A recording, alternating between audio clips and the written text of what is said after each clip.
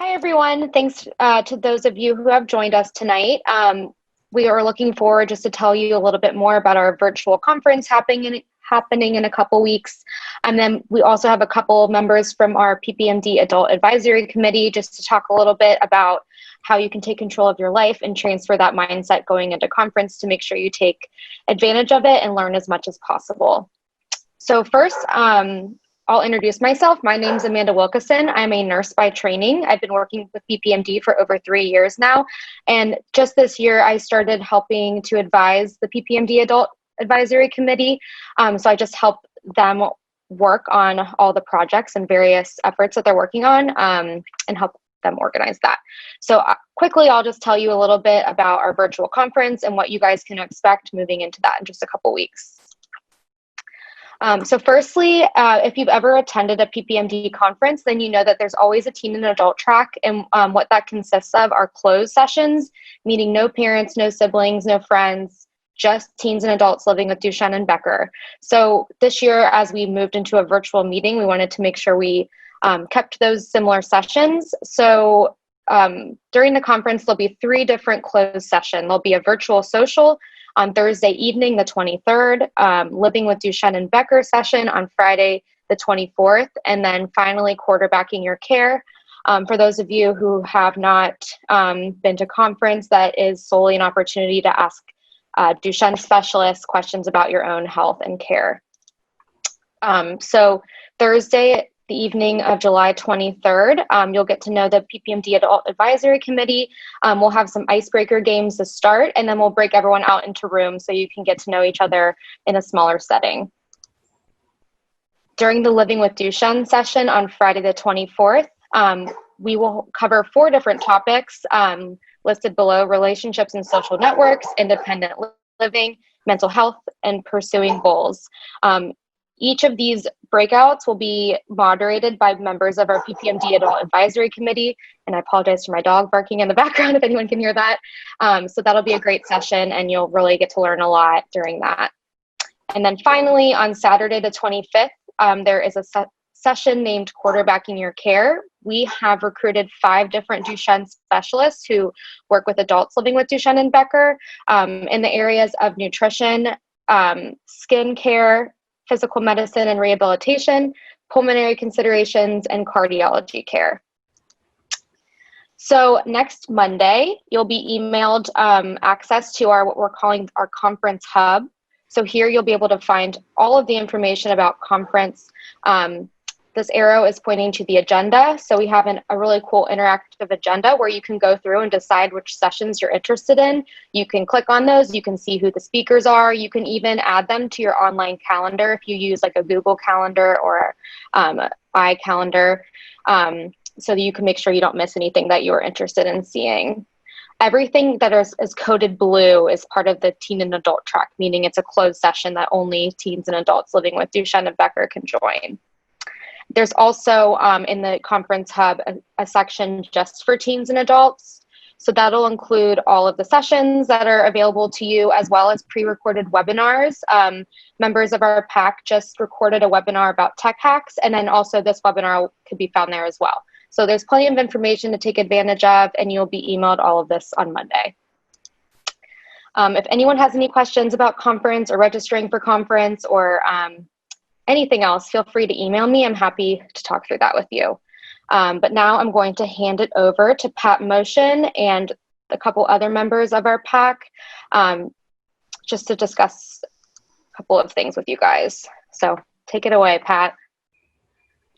Amanda, thank you so much for that introduction. And I would also encourage everybody to get involved in the sessions coming up in a few weeks because they're going to be awesome. We're going to just quickly tell you who we are.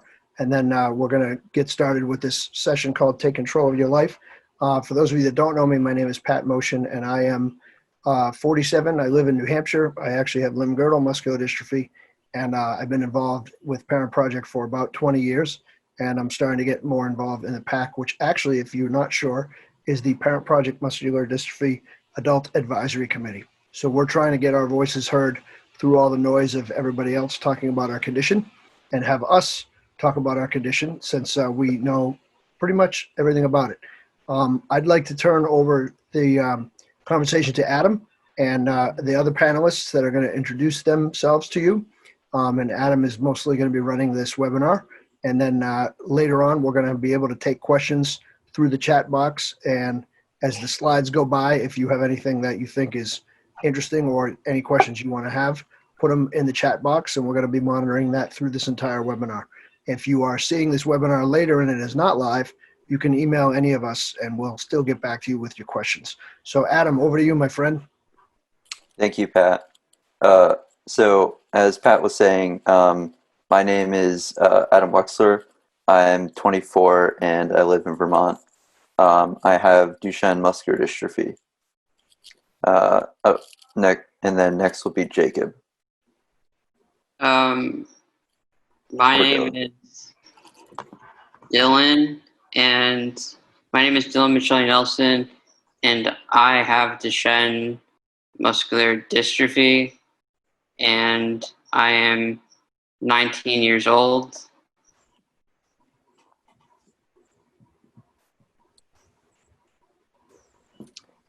And then Jacob, are you able to share a little bit about yourself?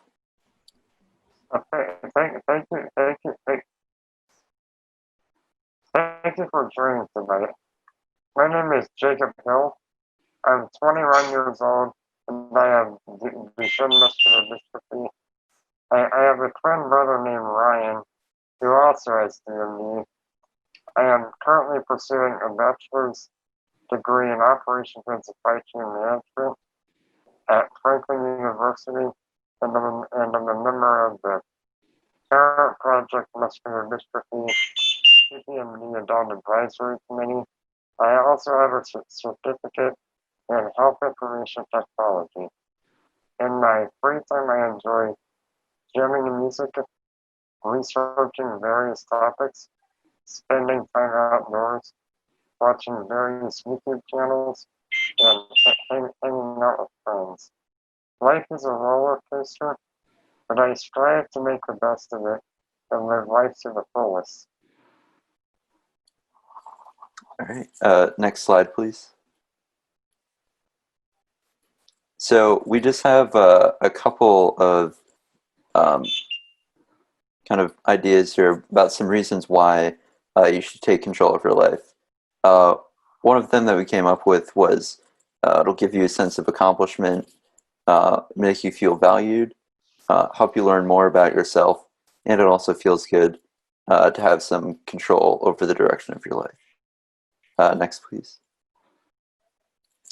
And in the following slides, we have a number of different topics about like different areas where you can take more control of your life. So including in the home, at your school, in the community, and in your medical care. And next, Pat will talk about control in your home. So we also want to let you guys know that we don't want to go too fast, but it has come to our attention over the years working with all kinds of people that have muscular dystrophy and other disabilities that sometimes it's hard for us to be heard.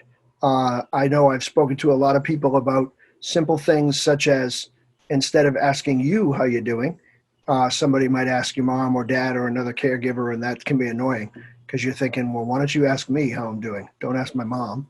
She's not in my body. Ask me.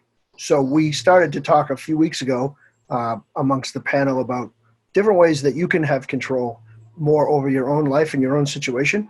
And for reasons Adam just mentioned, it will probably help you feel better about your situation. All of us goes through peaks and valleys where you feel really great about everything and you probably feel really low at sometimes about everything. But the world keeps turning and we're all on it, and we're here to make the world better, and we're trying to enable you guys to have more power to do that. So to start off, we're going to move through some different ideas about how you can do little things to take control. Some of you that are watching that may be older, out of school and in the workforce or doing stuff post-college, you might see some of this stuff and think, oh, I've done that a long time ago. But some of you younger guys might think, oh, here's something I can do. I like to use the term low-hanging fruit. I pick things off the tree that are easy to reach. So we'll talk about solving some bigger problems later, but stuff that is really, really kind of at the bottom that it might be easy is one thing that I thought about on the slide is, have you taken control in your family and ever organized a meal? Obviously, it may be tough for you to cook, but you can talk to your family about maybe once a week or every other week. If you guys have a special place that you like to get takeout or go, you could put together the plan and you could call and you can make sure that delivery is all set or do it online, organize getting the funds together and making sure that you're in control of it. You could tell your parents, hey, sit down, relax for a few minutes. I got this covered, and up into and including when the food comes to the door. Something really easy that you can take on yourself, and it might make you feel like you contributed a lot to the family that day.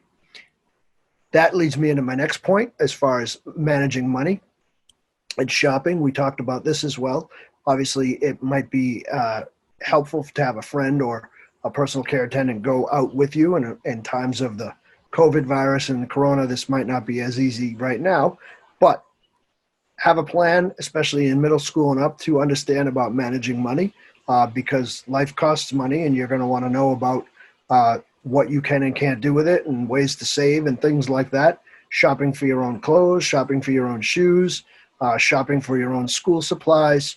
These are all things that probably your family doesn't really need to be completely involved in, especially if you know your own sizes. You know what looks good on you. You know what you like to wear. You know how to be comfortable. So another way to take a little bit of control over your own situation. You don't have to send mom or dad out for the school notebooks. You can do that yourself. And if you don't feel comfortable going out or it's not that easy for you, there's plenty of online resources where you can make and keep lists. The third one we talked about amongst the panel is a bit of chores. And although that might be difficult, depending on how your strength is and feeling different stuff from day to day, you could, if you can't physically do the chores, you might be able to help put together a schedule. My wife actually found online a few years ago a cordless chargeable vacuum cleaner. It's a stick vacuum. And I said, what are you going to do with that? And she said, I'm going to bungee cord it to your power chair and you're going to put one hand on it and you're going to drive around the house and you're going to vacuum. And I said, really? And she said, yep. So I do. It works better on floors than rugs, but every now and then she just gets the vacuum out and makes sure it's charged, straps it to me, and I vacuum. And at first I was kind of like a little grumpy, but once I started to do it, I realized, hey, you know what? I can help keep the house clean, and my wife gets to sit down for 5 minutes, which something is she never does. So I like it. It's a cool thing to do. Silly as it sounds, if anybody wants to know about the stick vacuum, send me a message and I can hook you up. You can get it for yourself for Christmas, and you can say to your parents, hey, I'm going to vacuum. Plus, if you're vacuuming, the vacuum's on, and then no one can nag you because they can't hear. The other thing that I was going to just mention before turning it on is we talked a little bit about, this goes into the school thing, but doing your own homework plan. I've spoken to guys with muscular dystrophy, and a lot of stuff is set up with, your day is set up. I get that. There's a lot of other things that happen in your day, whether that be physical therapy or aquatics, or you have different things happening and you don't even know where stuff fits. You can take control of your own life, those of you that are in school, by doing your own homework plan. You can plan out an hour with different subjects you're going to work on, and again, have an Excel spreadsheet or a schedule. You can tell that I'm an organizational nerd, but it helps me keep my life kind of compartmentalized, if you will. But putting yourself together with a plan is a good thing. Instead of someone saying, oh, you got to do your math now or this and that, you say, no, you know what? I'm going to do this now, and I'm going to do this and this and this. And just make sure you're actually doing a homework plan. Don't say you're going to do a homework plan and then pick up the game controller. That might not go over so well. But you can also plan that out for yourself. So these are some stuff. So yeah, these are a few things just around your house that you can do. If you're a little bit older and you are bold enough, I also have a link to share with you if you message me that, again, a few years ago for, I don't remember what holiday it was. My wife online found a remote control lawnmower. They do make them, and they ship them from down south of Mississippi. And I didn't know what to expect, but the control is very easy to use. It's just like flying a model airplane. It's just two little joysticks. You start the mower up, and you literally drive it around. I have a demo of it on my YouTube channel if you want to check that out. Not the cheapest thing, but I cut the grass outside my house, which makes me feel like I'm the homeowner and I'm out there cutting the grass. That project has been cool enough that people have stopped by on the street and they've said, you know, is that a lawnmower? And I think, no, it's a snow cone machine. Yes, it's a lawnmower. I'm cutting the grass. You can see me. But I'm not rude to anyone. I say, yes, it's a lawnmower. Would you like to check it out? Oh, what a great thing. That's awesome. Blah, blah, blah. Look at you. And I say, oh, I'll do your lawn too for $50. No, but there's a lot of stuff you can do. There's tons of technology out there to help you. And yeah, I mean, I have an action track chair. That's another conversation. But my wife has even joked about putting a snow plow on the front of it so that I can plow the snow in the winter. I think if she does that, I'll definitely put a video up because I'll probably just drive it off a cliff. But stuff that you can do on your own. So that's kind of control in your own home. And if we can go to the next slide now, I'm going to turn the program back over. Okay, let's keep it rocking. All right, thanks, Pat. So what I'm going to talk a little bit about control in your school and what that might look like. I think some people might be intimidated to get more involved at school. I know I was when I first got to high school and even college as well. But I've found that often people will meet you where you're at, and like you don't necessarily have to do everything. Like you can do things that match your abilities and interests, and people will often be happy to work with you. So one of my points was about getting involved with extracurriculars. So in high school or college, there's usually many clubs, but that you can join. And one of the things I'm going to talk about is about starting your own club. So when I was in high school, there wasn't really many things I was interested in doing at school, but so I came up with the idea of starting 2 clubs. One of the clubs was about doing like world drumming, so that involved hand drumming. I had more use of my arms and hands at that point, so I was still doing some drumming. And the other club I started was an environmental club. Yeah, like the environment is something that's very interesting to me, and that's what my degree is in. But basically, I started the environmental club, and we tried working on some projects relating to increasing like the environmental consciousness at our school. And we did some things like competing in competition at a local college for plans to reduce like water bottle usage, like plastic water bottle usage. And another point is about talking to teachers on your own when you need help or advice. I've found over the years that to be very helpful. Teachers are often very willing to work with you and are quick to offer advice or help. And even was able to, so outside of school, I worked with one of my teachers in high school. He was building a clay pizza oven, and I participated in that a little bit. So that's an example of this kind of learning more from a teacher. And the last point I was going to talk about was advocating more for accessibility in your school. So if there are parts of like the school campus that you have trouble navigating, it's important to be able to like talk to one of your teachers or even the principal and tell them what you're struggling with, and try and come up with solutions that'll make it easier for you to navigate school campus. I'm trying to think of an example from my time at school. Let's see. Like And so it also doesn't have to be just physical accessibility. It can be related to accessibility in the classroom.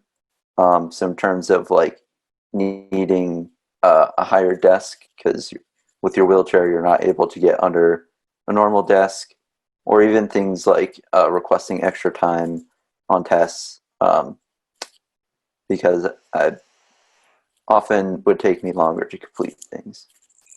So I think that's about all I have to say about control in your school. And now Dylan will talk a little bit about control in your community. Okay. So I'm going to be talking about controlling your community. You could join a town committee. Not necessarily that I have done this, but it is definitely a great way to get involved. And I guess what I have done that is very community-wise is I started off like not having as many followers or where I am or the point that I'm at today.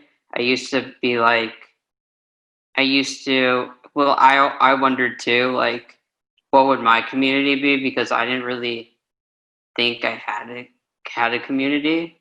But I guess you kind of form your own community in your own sort of way. So I would say like how I made my community was I told myself that, well, what I would say is if you have something, what I started to realize is if you had something to share, you should just share it. You shouldn't shy behind like who you are, and platforms like YouTube and such can help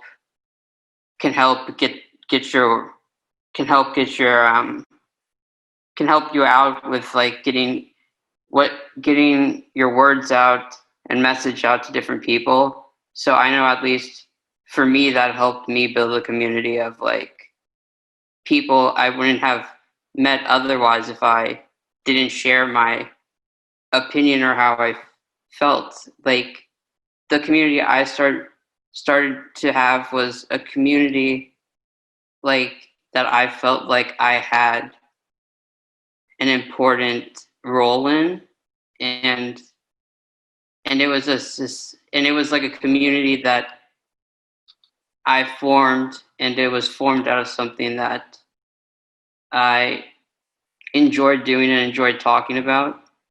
So I would definitely say like YouTube is definitely a very good platform for advocacy. And I would say all like video sites are, because you should just share your opinion, and if you share your opinion, even if it's just one view, even if it's just one person saw it, it can affect that person's life. It could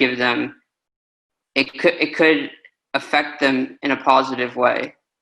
So like even if it's just one, even if it's couple, you're still sharing your opinion with people and still helping people. So what I've started realizing is that that's all that really matters, is if you can affect one person, not if you can affect like 1,000. It starts just one person, and then from the YouTube point of view is then you can like reach out to more people, and more people be like, oh, I have Duchenne too, blah blah blah, and then like you kind of can build like a friendly relationship with those people, and not necessarily, and you don't necessarily need to be like, I don't know, you don't necessarily have to have like a huge platform. Like you could just do it just to get one word out, and then and never post again on YouTube. That still doing that, you're still you still are growing a community in a way, because you can have attachments with other people still. Hey, Dylan, can Yeah. I jump in and just ask you a quick question? Yeah, go ahead. Because some people are weighing in the chat, and I think everybody's been on YouTube, and a lot of people might have questions about it. What made you want to start a YouTube channel? Okay. Well, what made me want to start a YouTube channel was I started a YouTube channel with the idea of making short films. And so I posted a bunch of like short films I would make and edit and then post on YouTube. And then I slowly started changing my content, or opening my content to more like opinion-based videos where it had something to do with my disability or just being disabled in general. And I would kind of share my thoughts on that. And as I noticed, I started noticing that people started taking appreciation in that, and were validating my opinion. And that was all. It just felt good to at least know someone was listening. And just knowing somebody listened and took the time to listen to your opinion. Yep. I guess is what kind of started me off. Yeah, that's awesome. So that's one way you've also advocated. Do you mind talking a little bit about the PAAC too? Yeah. How you could. So yeah, the PAAC. Yeah, I'm a member of the PAAC now. You have to be, well, for the most part, you have to be 18. You have to be an adult to join, and and that's also another community to be a part of, because I would say everyone, not necessarily just the PAAC community, but the Duchenne community in general it's a very close community, I would say. So I feel like just getting involved in the community in any way as you can is pretty impactful, because everyone like looks out for each other. It feels like so. I would just say the PAAC is another extension of the Duchenne community in that way.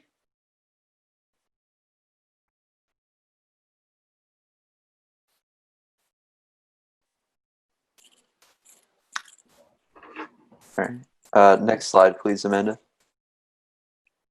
And then Jacob was going to talk a little bit about taking control of your medical care.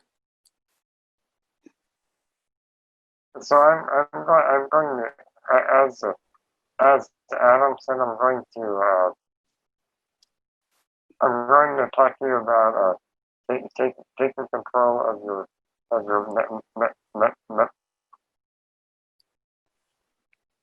medical care. As a person with a rare disease, it is imperative to take control of your medical care.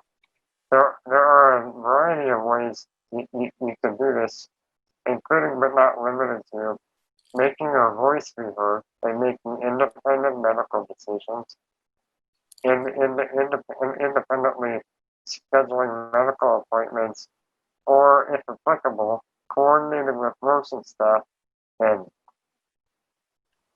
PCAs for care. Taking the time to speak to your providers without caregivers present, staying up to date with research. As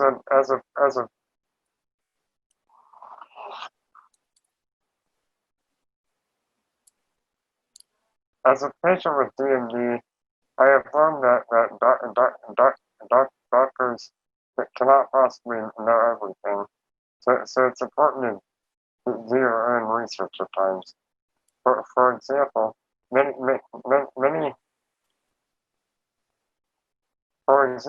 years ago, I experienced a low glomerular filtration rate (GFR) or kidney function.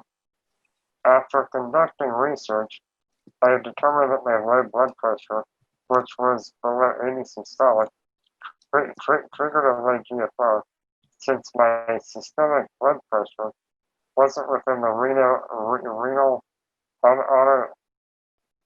auto-regulatory range above 80 systolic, where the kidneys essentially regulate their own blood pressure. When the systemic blood pressure isn't within the renal auto-regulatory range, it essentially triggers a fight or flight response, causing your GFR to lower to retain your fluid level to try to prevent your blood pressure from going lower.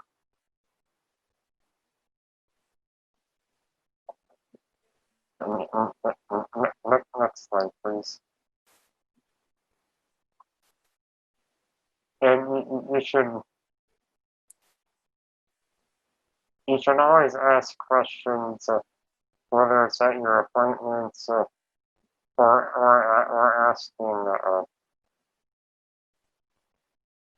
asking physicians questions about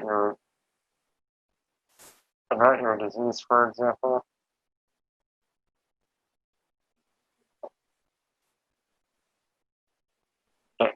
Next slide, please.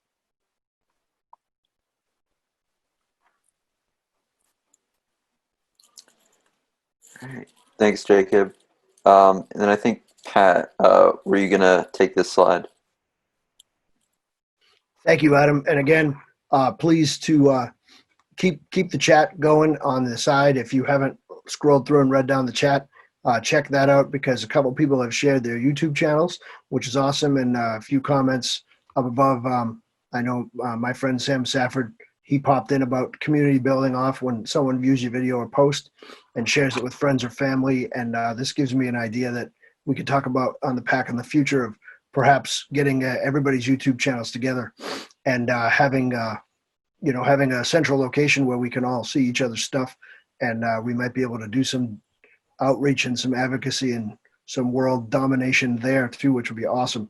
So keep the chats going. And again, if you have any questions, send them along. I know Adam said that he'll address some stuff coming up soon in the chat box, and we got a couple things about school coming through, and we'll talk about some other topics as well. Colin just said, don't be afraid. Piling on what Jacob was talking about, don't be afraid to have your parents leave the room at some of your appointments. We're going to be talking a lot more about that at conference. Those of you guys that are getting a little bit older, 14, 15 and up, there might be some things you want to discuss with your doctor without your parents in the room. In fact, there should be some things you want to discuss with your doctor without your parents in the room. So it's totally fine for you to say, I want some alone time with the doc. And I would definitely encourage you to do that, which would be great. So besides the conference coming up, again, you can take action right now by making sure you're involved in our virtual conference. To come to that and ask, you have a couple of weeks to think up any questions that you want. And in the closed section, nothing is really off limits. So if there's stuff that you thought, man, I am really by myself and I am living on an island with this, and I don't know who to talk to about this, even if it's something that is not easy to discuss. That's why we're here, especially the PAAC. Each of us has different areas of expertise, and we can funnel any question you have through whoever wants to answer it. And if we can't answer it, we'll get the information for you. Even if it's, even if you want to just come by and talk about life, you don't have to have a specific question. All of us like to chat and we all like to reach out. So it definitely makes, the big thing is to feel like you're not going through this by yourself, because none of you are. So just by coming tonight, you've already started to empower yourself by listening to these guys talk to you about different parts of your life that you can take control of. So ask questions, and get involved, especially with reaching out. I just saw something go by in the chat, Ravi. We can talk about this as well. He said it can be daunting, if you're dependent on your parents or even your caregivers. I totally understand that. You don't necessarily need to send people out of your doctor's appointments to then get tons of information. You might want to send them out just to tell the doc how you're feeling. You don't have to send them out for 20 minutes. It could be 5 minutes. And just, how's your day going? What's going on? Just to kind of talk about whatever. It doesn't have to be big medical stuff that you feel like you're going to miss. But we can talk about that stuff later. So as you can see from the slide on your screen, you have the power to take more control over your own life just in little ways. Little ways turn into big ways. You can make decisions about where to go and what you want to do. I don't mean physically, you want to go up the street. The direction you take. Adam talked about starting clubs at school. Dylan was talking about getting involved in his community and his channel. Jacob has empowered himself by taking over some stuff in his medical stuff. You have the power to do that. And I love what Adam said too. If there's no club at your school, you can start one. If you're at my middle school where I teach, a bunch of kids got together and they started a board game club. Some kids started a Dungeons and Dragons club. And you'll find an advisor. And don't think it's too nerdy or too weird. And you say, oh man, I'm into this and other kids aren't. No way. Other kids will come out and join you and they'll be like, man, you started this. That's really cool. But determine what's best for you. I know some of the people tonight that are weighing in the chat. I don't know everybody, but I know a few people well. Again, a shout out to my friend Sam. As far as doing what's best for him, he joined a group after he graduated high school where they talk about how to do public speaking and they do speeches. And in the future, we're going to have Sam join us about that to kind of get your voice out there. And Sam also has a band and his music is on Spotify. And he's someone that I've watched grow up with Duchenne, and only because he lives in the next town over. I'm extremely proud of the things that he's done in his life. And a lot of you other guys too that I'm getting to know better through this. You can do stuff. Just first think about the fact that you have the power to do changes in your life for positive things. You give up the power if you think you don't have any. As long as you realize you have some, you can do stuff. So you determine what's best for you, and you can rock it all day long. So next slide, please. All right. Now we have some time for questions. And before we get into more questions, I just want to address Ravi's question from earlier, where he asked basically how to break the ice with other students in school if you're shy or nervous. So I'll talk some about my experiences in college. So basically, I think there are a number of ways, like in college, where you break the ice with other students. One of the ways I can think of is like usually in a classroom, you'll be sitting next to someone. You can just like try and strike up a small conversation with them, just asking them, I don't know, like maybe how their day's going, or things like, what did you think of the homework for today? Just kind of simple things like that. And I'd say I made some friends through classes just by having like short conversations, and then maybe you'll see them later, like around campus, or you'll see them again the next time you're in class. Outside of class, though, one thing I found that was helpful was attending events that are hosted on your campus. Usually at colleges, there's all sorts of events going on all the time. Either events that were set up by the school, events set up by other students, such as like in clubs on campus. So what I would suggest there is like seeing if there's a club on campus that you're especially interested in, I would say just try out going to a meeting. Of course, this is kind of like for when students are able to go back on campus in person. Right now, we're kind of limited in this era of coronavirus, but eventually, when we get there, like when I was in school, I found it really helpful to go to clubs I was interested in, and then just starting to talk more to the people who go to the meeting, because if you're all there, you all have a common interest already, so it's something you can talk about. And when I was in college, I also started a club of sorts, basically putting a team together to compete in a design competition. And so for that, like to find students who are interested, I sent out emails to listservs. I asked like some of my teachers in like applicable classes if I could talk a little bit about what I was looking for either at the beginning or the end of class. And then I also reached out to some teachers I had previously to see if, and I'd known, and then basically just asked if I could come talk in their classroom to see if there's anyone interested.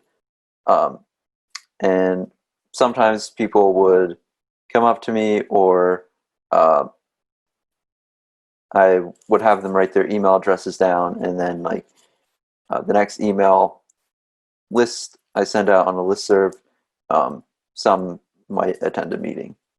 But I would say those are some ways to kind of break the ice with more students. I find there's no right way to do it, because like usually if you talk about something that's interesting to someone else, they might have something else to say, and they'll be willing to keep their conversation going. I hope that was helpful. Not sure if that entirely answered your question, but No, I think that was great. Dylan, you got anything to chime in, or Jake? We do have, there's some other questions. I just didn't know if anybody, because we kind of all can jump in about everything. DJ, our friend DJ Kimball in the chat just talked about a group called Future Farmers of America, which is very cool. And Colin Worth is trying to ask me out again. He tries about once a week, usually on Facebook. I had to block him. We can keep that going. Adam, something you said about listservs. Everyone probably knows, but can you just quickly tell everyone what that is in case they're not sure what a listserv is if they're a younger guy? Yeah. So usually at colleges, like there will be emails that like people want to send out to a lot of people at one time. So an example of one is like at my school there was probably an all student listserv.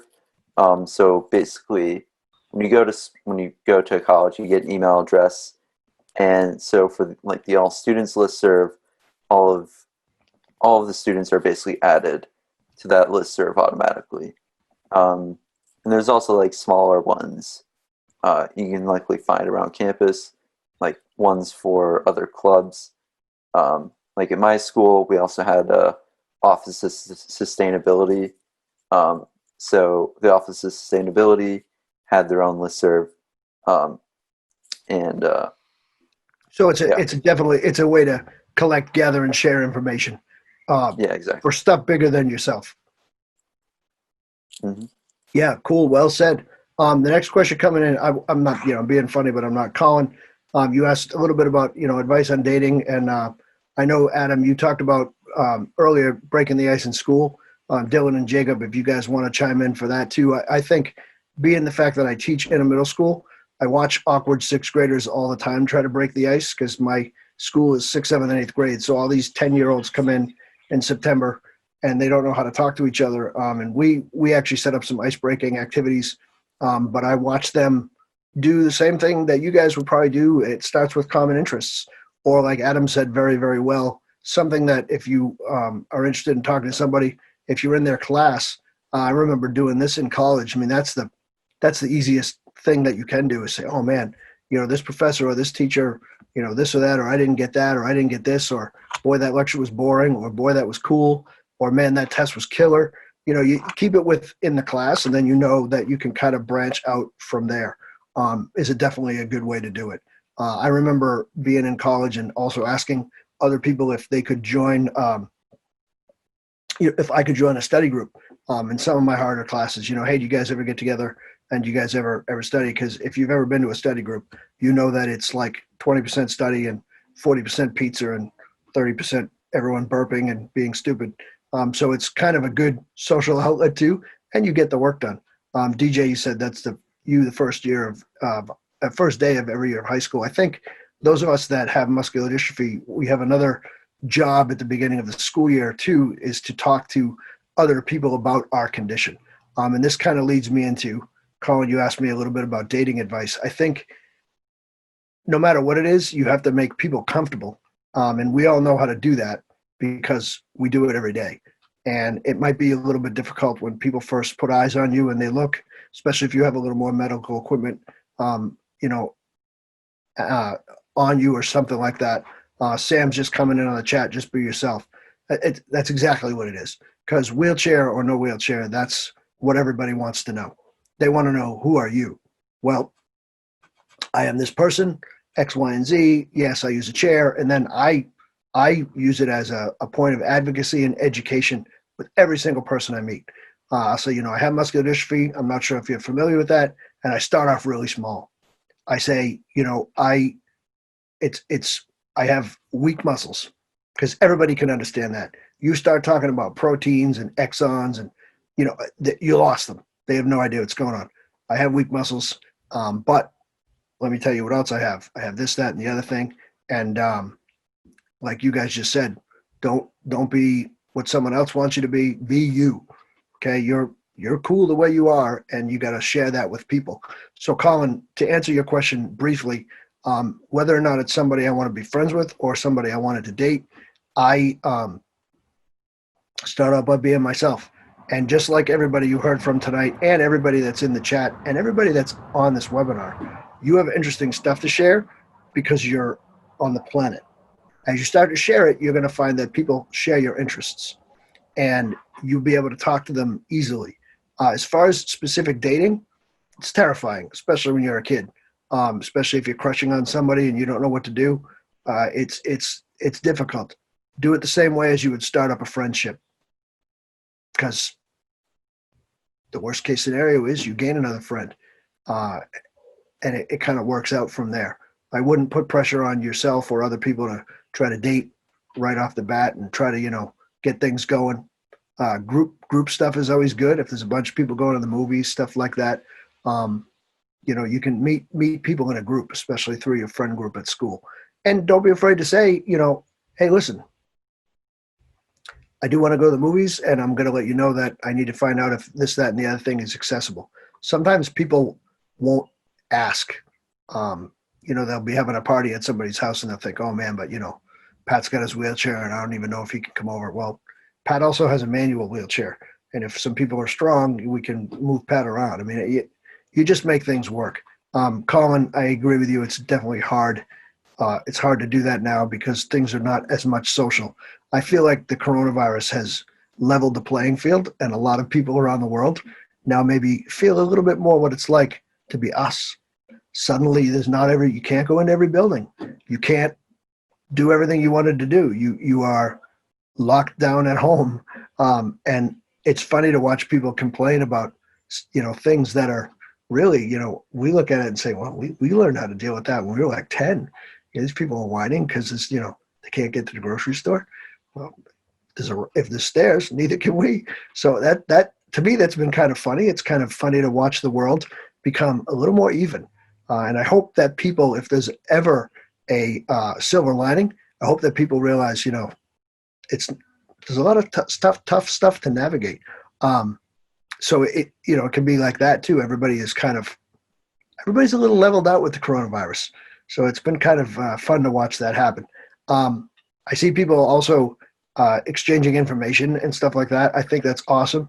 I do want to tell you guys all in the future too, we're going to come up with a way that we can centrally share a lot of Duchenne and Becker info so that everybody is a little bit easier finding everybody in the future. I also want to talk to you and tell you that as far as the relationship stuff, we're going to have a whole panel about that in living with our disability at the virtual conference. So to touch on that for Ravi and you other guys, we're going to go real deep at the conference about that stuff. But the simple answer is I met Vanessa at school. She was hired as the Spanish teacher, and we literally just started talking. But if you want the whole story, you got to come to the other panel, and I'll tell you the whole story because it actually involves a bunch of other people with Duchenne, believe it or not, but we'll get to that later. As far as how do you talk to somebody with a crush, I don't want to monopolize the time. I mean, Dylan, Adam, and Jacob, you can jump in at any time, but I would say you talk to them the same way you were going to talk to a friend. And you start out with common interests, and you go from there, and you see what's going to happen. You guys want to add anything about that? Oh, Dylan, you're muted, buddy. Make sure you unmute. Thank you for that. I would say, yeah, I have a couple things to say about this, I guess, quickly. That I had a girlfriend in the past, but I've had a girlfriend in the past, and then how it's just started is you have to kind of look at it like you don't care, like you kind of got to look at it like if they don't like me for who I am, then they're not worth they're not worth my time. That's kind of the way you have to look at it. Like it's not like that's like, because I know when I was wanting a girlfriend, how it just started was we just started having a conversation like as two people do, very casual conversation, and then that's where it came from there, because I was myself and I wasn't necessarily afraid to show myself, and when you show yourself, that tends to be more attractive to people than you hiding yourself. So I just wanted to add that as a quick thing.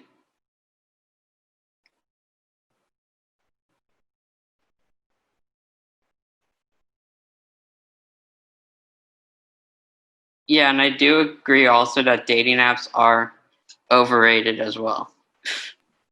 Yeah, true. And I just put a personal joke into Sam because I also, for years, I taught him drums. And Adam, you were talking about playing drums earlier in your life, and I too have run into trouble playing for muscle weakness. But it's funny because Sam and mostly all my students, it's drum lessons and therapy, and you find that out too. I mean, some of you say you talk to a couple of teachers, and you find another adult in your life that you trust that's not your parents, and you can kind of get a lot of things off your chest, and you start to learn, like Dylan just said, that the people that are worth your salt and they want to be your friends, they're going to like you no matter what. They don't care anything about your condition.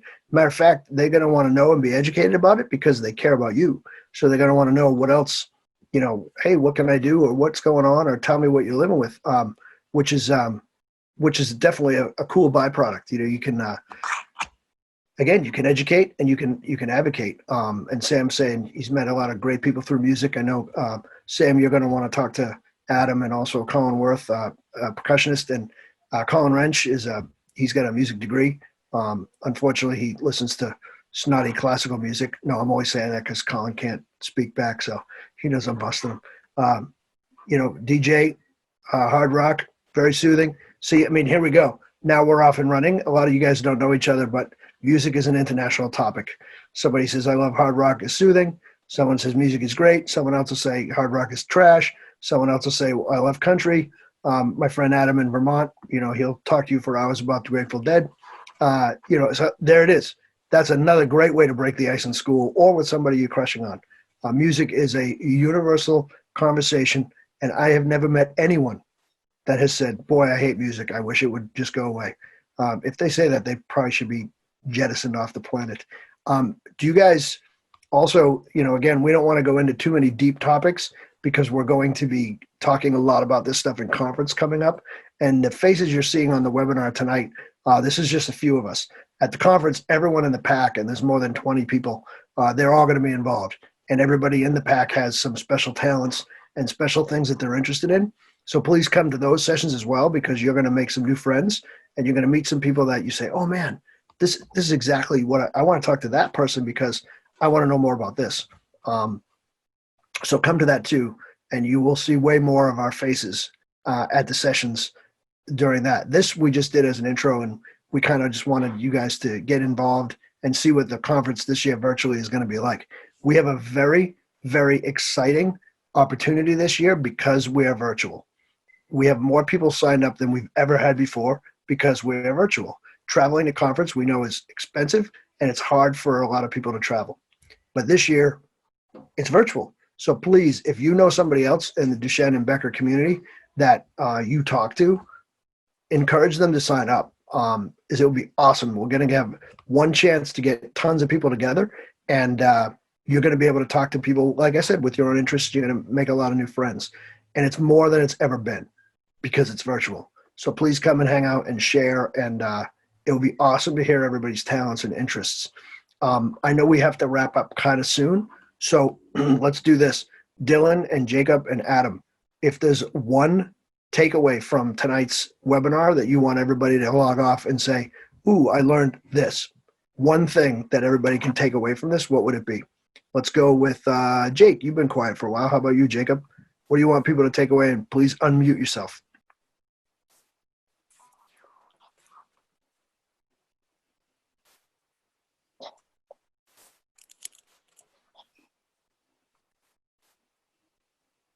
I would say to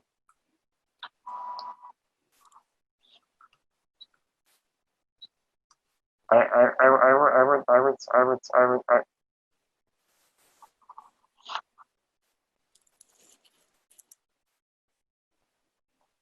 would say to continue to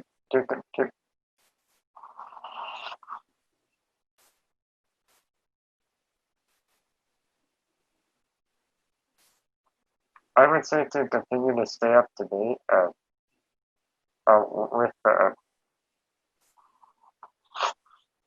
Yep, that's perfect. Continue to stay up to date with stuff. And Jake, I don't want to put words in your mouth, but if I'm hearing you right, it continue to stay up to date, especially where we're all online. And the Parent Project website, shameless plug, is a great place to stay up to date about research stuff and things like that. So definitely staying up to date. Dylan, what about you, man? One takeaway, what would it be? What a takeaway that I guess I hope you guys take away that that sharing like your own opinions are more. You should share your opinions regardless if it's like through YouTube or whatever. That you shouldn't be afraid of sharing your own opinion and letting others know what you believe in and what you don't believe in, all that type of stuff. Love it. That's awesome. Adam, over to you. And if you want to wrap this up, because Adam did most of the work on this, and he did the slides. He did an outstanding job, and he's kind of the chairman of this meeting. So Adam, give us a takeaway, and maybe you can take us off the stage, brother. All right. Thanks, Pat. So I would say, kind of going off of what Dylan was saying, I would say a takeaway for me would be to not be afraid to get involved with something that you're interested in. Usually it only really takes like an email to someone saying like, hey, I'd be interested in joining this group.